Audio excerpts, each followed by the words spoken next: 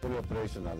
We took over 2 years ago, and it's been growing. In fact, we had April was the best month volume-wise, because the Syrian economy is, in spite of the crisis, is still growing, and we're getting transit cargo bound for Iraq, and some transshipment cargo for the Mediterranean, and we're very happy with the investment.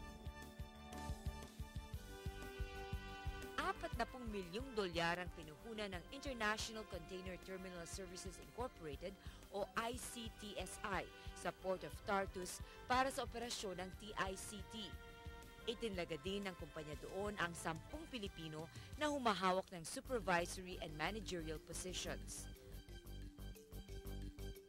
Well, here, there's not much trade between the Philippines and Syria now, and I think that can grow quite a bit.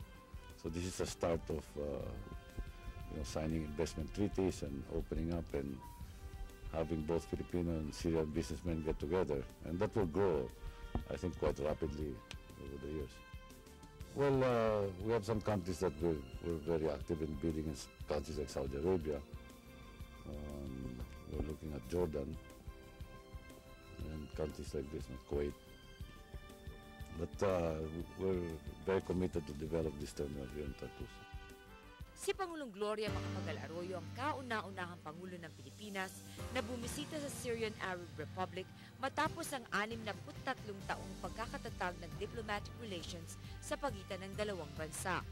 Bukod sa pagiging makasaysayan, akmang-akma rin ang kanyang pagbisita dahil nitong Abril, formal na binuksan ang Embahada ng Pilipinas sa Damascus.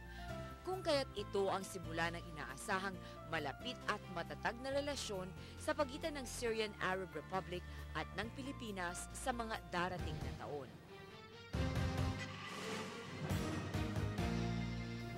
Sa pagbabalik ng The Working President, kukumustahin naman natin ang ginagawa ngayon ng pamahalaan para sa ating displaced workers mula sa mga economic zones. Let's take a quick break.